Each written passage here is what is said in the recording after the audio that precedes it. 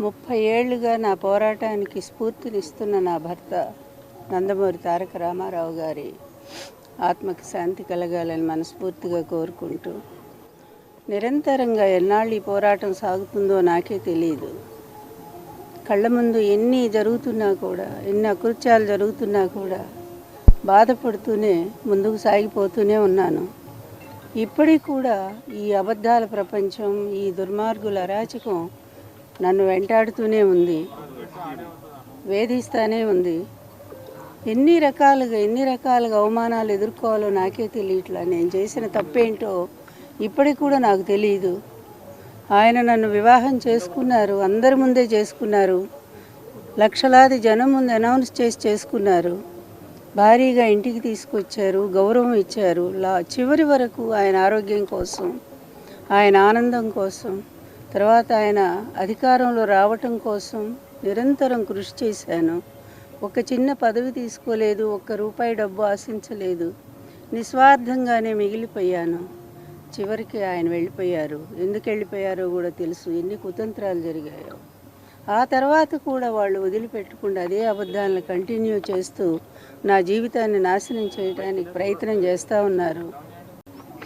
30 ఏళ్లుగా నా పోరాటానికి స్ఫూర్తినిస్తున్న నా భర్త నందమూరి తారక రామారావు గారి ఆత్మకి శాంతి కలగాలని మనస్ఫూర్తిగా కోరుకుంటూ, నిరంతరంగా ఎన్నాళ్ళు ఈ పోరాటం సాగుతుందో నాకే తెలియదు.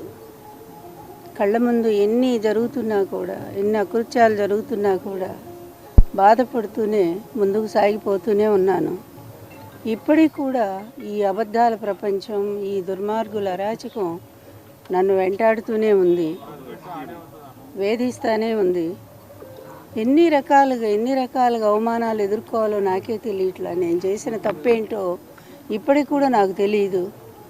ఆయన నన్ను వివాహం చేసుకున్నారు, అందరి ముందే చేసుకున్నారు, లక్షలాది జనం ముందు అనౌన్స్ చేసి చేసుకున్నారు, భారీగా ఇంటికి తీసుకొచ్చారు, గౌరవం ఇచ్చారు. చివరి వరకు ఆయన ఆరోగ్యం కోసం, ఆయన ఆనందం కోసం, తర్వాత ఆయన అధికారంలో రావటం కోసం నిరంతరం కృషి చేశాను. ఒక చిన్న పదవి తీసుకోలేదు, ఒక్క రూపాయి డబ్బు ఆశించలేదు, నిస్వార్థంగానే మిగిలిపోయాను.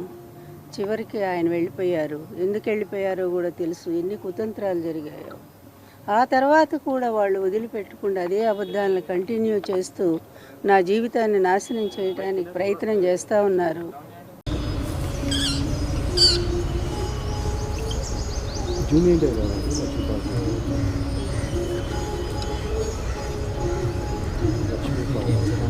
లక్ష్మీపాల్ ఎన్టీఆర్ వచ్చి వెళ్ళిపోయాడండి. అది